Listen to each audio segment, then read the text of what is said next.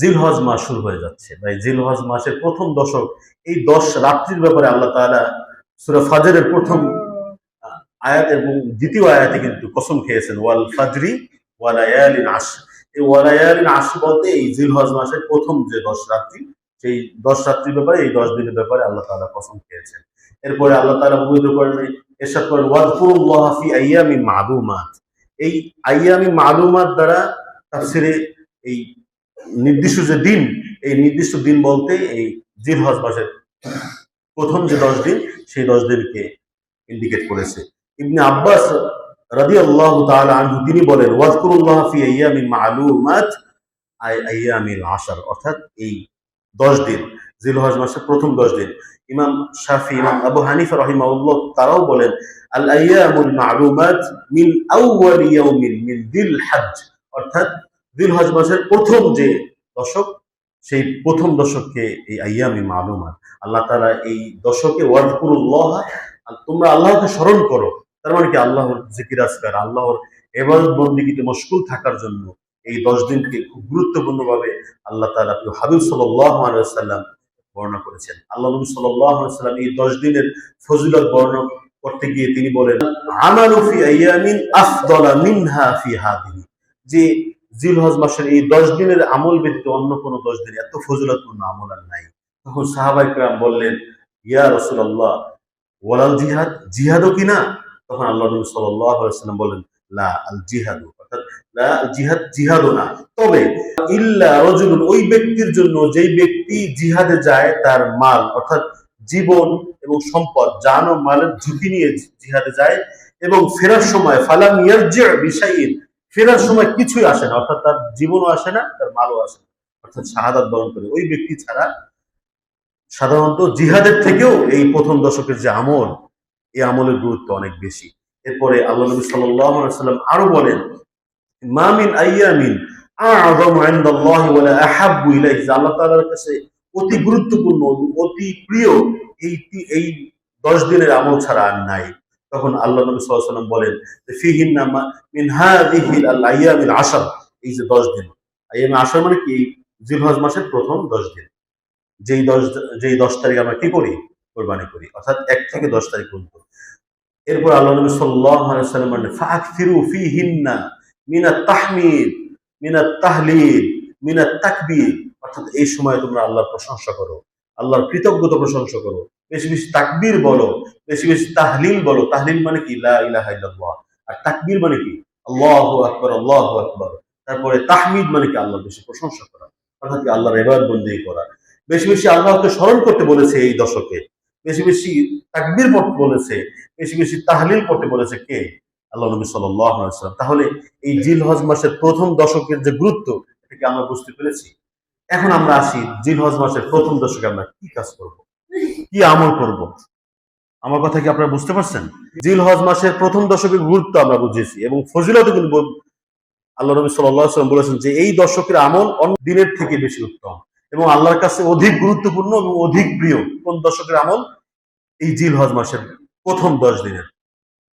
আল্লাহ নবী সাল্লাল্লাহু আলাইহি ওয়াসাল্লাম একবারে 1 থেকে 9 তারিখ পর্যন্ত, 9 জিলহজ আরাফার দিন পর্যন্ত টানা এই 9টি রোজা রেখেছেন।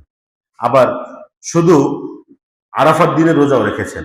মানে আল্লাহ নবী সাল্লাল্লাহু আলাইহি ওয়াসাল্লামের আমলের একটা অভ্যাস এখানে বর্ণনা করা হচ্ছে। ইন্না রাসূলুল্লাহ সাল্লাল্লাহু আলাইহি ওয়াসাল্লাম কানা ইয়াসুমু 9 মিন যিল হিজ্জা, আল্লাহ নবী সাল্লাল্লাহু আলাইহি ওয়াসাল্লাম জিলহজ মাসের কি? মিন যিল হিজ্জা, জিলহজ মাসের প্রথম 9 দিন রোজা রেখেছেন। ওয়ায়াম আশুরা, এবং আশুরা রোজা রেখেছেন। শুধু তাই নয়, ওয়া সালাসাতা আইয়ামিন মিন কুল্লি শাহরিন, প্রত্যেক মাসের 3 দিন রোজা। সেই 3 দিন কি মনে আছে আপনাদের? 13, 14, 15 আইয়ামে বীজ রোজা যাকে বলা হয়। আলহামদুলিল্লাহ আপনারা অনেকেই রাখেন, শুকরিয়া আল্লাহর কাছে। এবং আবার রোজা রাখতেন, বৃহস্পতিবার মানে রোজা রাখতেন। এই বিষয়ে কিন্তু আরো একদিন জুমা বলেছিলাম। সোমবারে রোজা রাখতেন কেন আপনারা জানেন তো? কারণ তিনি কিন্তু সোমবারে জন্মগ্রহণ করেছেন, সেই শুকরিয়া তার সোমবার রোজা রাখতেন। আর আমরা কেন রাখি? আল্লাহ নবী সাল্লাল্লাহু আলাইহি ওয়াসাল্লামের জন্মদিন উপলক্ষে শুকরিয়া তান রাখি এবং তার মানে অনুসৃত পথ বা তার সুন্নত হিসেবে রাখি। এরপরে বৃহস্পতিবার আল্লাহ নবী সাল্লাল্লাহু আলাইহি ওয়াসাল্লাম কেন রোজা রাখতেন? এটা সাপ্তাহিক আমল পৌঁছানোর দিন, আল্লাহর কাছে, আল্লাহর দরবারে সাপ্তাহিক আমল পৌঁছানোর দিন। আর আমি, আল্লাহ নবী সাল্লাল্লাহু আলাইহি ওয়াসাল্লাম বলছেন যে আমি খুশি হয় বা আমার কাছে আনন্দ লাগে যে আমার আমলটা আল্লাহর কাছে এমত অবস্থায় পৌঁছায় যেমত অবস্থা আমি রোজা, বলুন না সুবহানাল্লাহ। এই জন্য কিন্তু বৃহস্পতিবার রোজা। তাহলে এই আমলগুলো আল্লাহ নবীর একটা অভ্যাস ছিল যে মানে জিলহজ মাসের ৯ তারিখ ৯ দিনের আমল, ৯ দিনের রোজা, এরপরে আশুরার রোজা, প্রতি মাসের ১৩, ১৪, ১৫ রোজা, সোম বৃহস্পতিবার রোজা।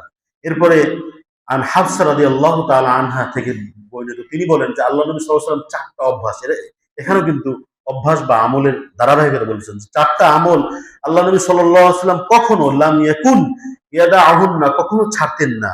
আর নবী সাল্লাল্লাহু আলাইহি ওয়াসাল্লাম, আল্লাহ নবী সাল্লাল্লাহু আলাইহি ওয়াসাল্লাম এমন ৪টি আমল কখনো ছাড়তেন না বা ছাড়েন না। এমন ৪টা আমল: সিয়ামু আশুরা, আশুরা রোজা, ওয়াল আশরা, এই ওয়াল আশরা বলতে এই জিলহজ মাসের ১০ দিনের আমল।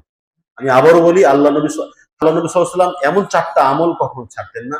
এক নম্বর হলো ইয়ামু আশুরা, আশুরা সিয়ামু ইয়াউমি আশুরা, আশুরা রোজা। তারপর ওয়াল আশরা মানে এই জিলহজ মাসের প্রথম ১০ দিনের আমল।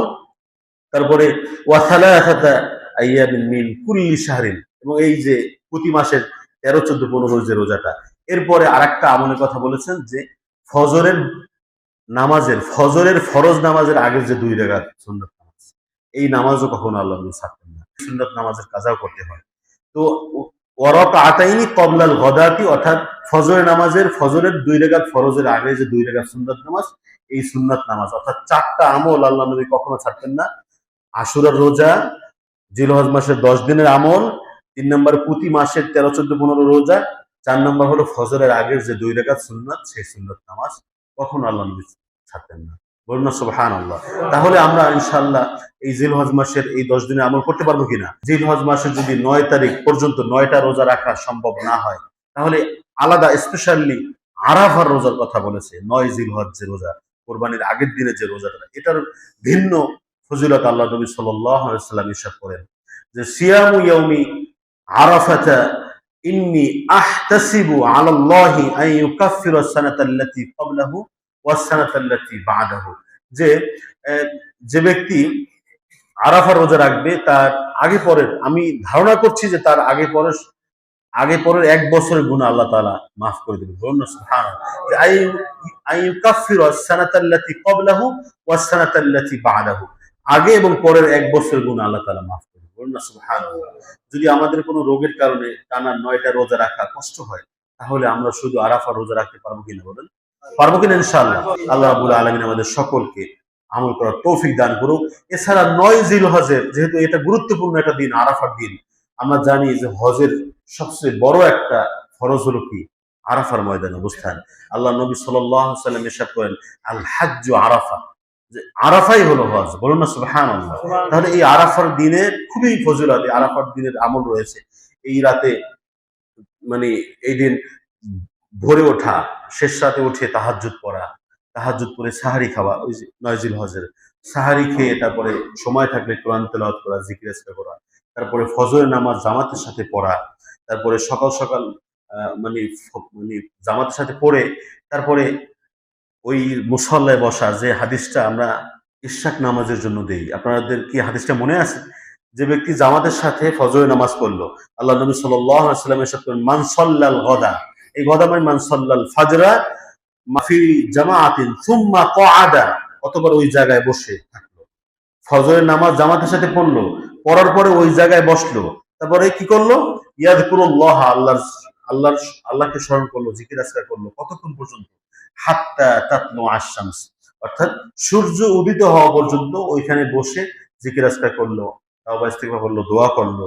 সুম্মা সাল্লা রাকাতাইন, অথবা ২ রাকাত নামাজ পড়লো। কয় রাকাত? ২ রাকাত নামাজ পড়ো। কানাত লাহু কাজরি হাজ্জাতিন ওয়া উমরাতিন, তার জন্য একটা কবুলকৃত হজ এবং একটা উমরার সওয়াব দান করবে। বলুন না সুবহানাল্লাহ। কত মানে কষ্টহীন বা কত সহজ একটা আমল, কিন্তু কি পরিমাণ সওয়াব রয়েছে। মানে অতএব তাহলে এই ৯ জিলহজ আমরা রোজা রাখবো, ফজরের নামাজ জামাতের সাথে পড়বো, জামাতের সাথে পড়ে ওইখানে অবস্থান করে ইশরাক নামাজ পড়বো, অথবা চাষতের নামাজ, তারপরে প্রতি ওয়াক্ত নামাজ জামাতের সাথে পড়া এবং কোনো গুনাহ না করা, তারপরে বিশেষ করে ওই দিনকে উদ্দেশ্য করে একটু দান সৎকা করা, তারপর দুনিয়াবী সকল কার্যক্রম বলতে দুনিয়া মানে যেসব কার্যক্রম করলে গুনাহ হয়, সে মানে গীবাত, শিকায়েত, পরনিন্দা করা, যেগুলো আসলে খামাখা আপনার আমল নষ্ট করে। আপনি অন্য একজন নিন্দা করলেন, আপনার আমল নষ্ট হয়ে গেল। এরপরে অন্যান্য আমলগুলো আসলে নামাজ জামাতের সাথে করা, আসর থেকে মাগরিব সবসময় কিন্তু একটা দোয়া কবুলের সময়। আর তো ওই দিনটা কি মানে কিসের দিন? আরাফার দিন। অতএব এইসব কাজে যদি আমরা মশগুল থাকি, আল্লাহ রাব্বুল আলামিন আমাদেরকে উত্তম জাযা দান করবেন এবং আরাফার যে ফজিলত, সেই ফজিলত আমরা পাবো। আল্লাহ রাব্বুল আলামিন আমাদেরকে এই জিলহজ মাসের প্রথম 10 দিনের আমল করার তৌফিক দান করুন। সকল বলি আমিন।